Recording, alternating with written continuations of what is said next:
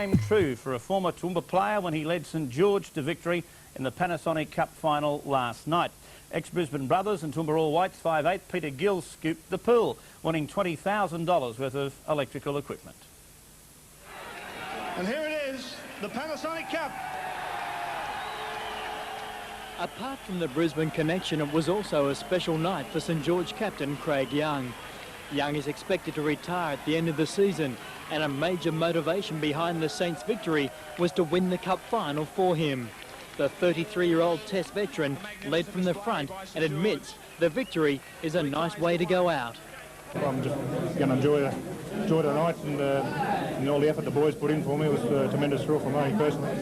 In an emotional Saints dressing room, former Brothers hooker Trevor Bailey paid tribute to Young. Yeah, well, you know, we were led well by Craig Young. You know, he's a good footballer. I mean, you know, you only got to look at his record. He's played so many tests for Australia, and he was definitely fired up for that game, and he led from the front and we all followed.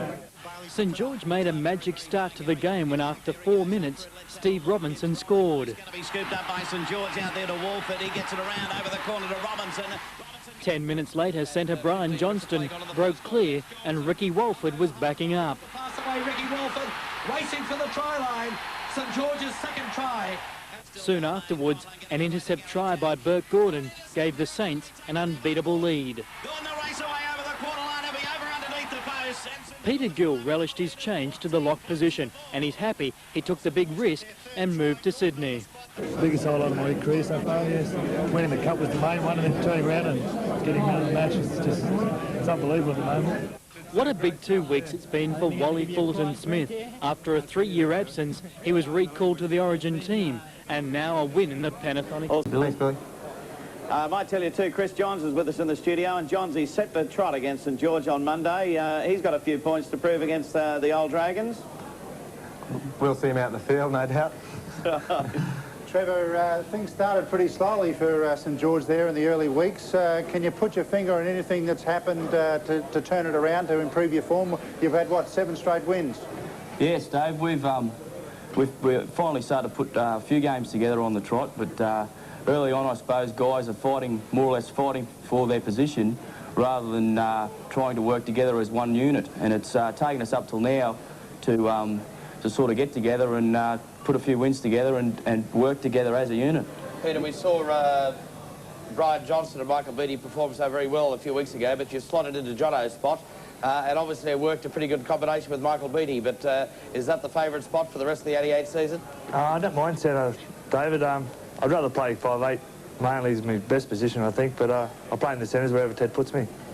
Well, you 3 guys are fighting together, I believe. Did you share that $20,000 worth of national Panasonic product? Yes, we did, Dave, actually. Clinton, I might ask you a question to save you sitting there smiling all night. Thanks, Billy. But so far as your own form is concerned, when you first started down there, a little bit of a slow start. What about the feeling in St George now? There seems to be a lot of good team spirit going there. There is a lot of atmosphere there, Billy, yes. It's excellent, you know. It's helped me with my game a lot, and I've got over that initial hurdle, so, you know, it's really good. Clinton, I believe you've got the exams on at the moment. How are you handling both exams and football at the same time? Well, I've had to take some time off work and study for my exams. Actually, I had one this morning, so you know, I'm getting into them now. Looking at your performances last year, of course, with Brothers and now with St George, how would you compare the 2 coaches, Ross Strudwick and Teddy Glossop? Trevor, sorry. Well, I don't think I've heard Teddy Glossop swear yet, which is completely opposite to Ross Strudwick. But no, Teddy's a good coach. He's a thinking coach, as was Ross Strudwick. They're similar in ways, but not in vocabulary. Trevor, I was talking to Gator before the State of Origin, and he said the feeling down there is really good, and with Albert and that up front going well, it's been a lot easier for him to play well. Do you find that the forwards are going really well? Yeah, they are. I mean, when Albert goes forward, the rest of the side follow, and you know, and I think like the Panasonic game and a lot of lately the games that Albert's been playing have been you know, the main reason why we have been going so well. Peter, one of the great aspects of the St George game in recent weeks has been their great support play and that flair. Now, that was associated with Teddy Glossop and that great Canterbury side when they were boasted as the entertainers back in the early 80s. What's it like playing under that regime where a coach really gives the side its head to be able to go out and really try things at any stage of a game? Ted just lets us do what we want. If we make a break, there's always the backup behind there, and Ted really doesn't give us a match plan, or we just make little breaks, and we seem to score from them. Just to the all ears, have you fixed that problem of Albert's out of not shouting? No, he's still got short arms and long pockets. What about this match on Monday? I guess all of you are looking forward to coming back to Brisbane and playing there at Lang Park, because there'll be a great crowd. St George have always been a pretty popular team up this way. Yeah, that's right. I mean, we're looking forward to getting up there. I know there's a lot of support for St George in Queensland, and we're hoping to see a big crowd there at the game.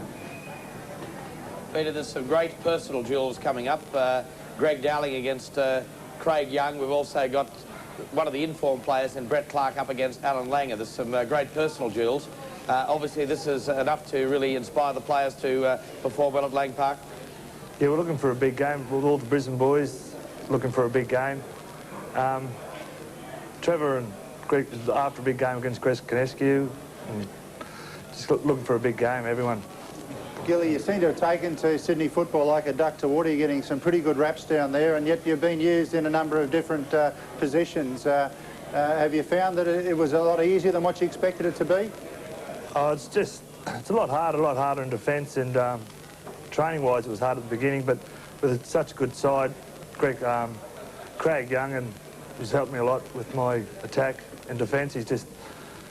Everything's team spirit is just so good at the moment. All right, fellas, thanks for joining us. And Peter, one final question for you. Obviously, Stefan hasn't made it out to Cogra yet, has he? No, Billy. Hear no evil, do no evil, see no evil. Have a look at them. Thanks for your time. Look forward to seeing you on Monday, and all the best for a great match against the Broncos. Thanks, Billy. Thank you. Righto.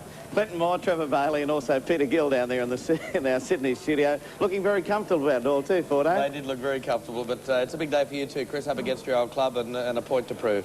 All right, let's have a look at those teams too before we get down to business.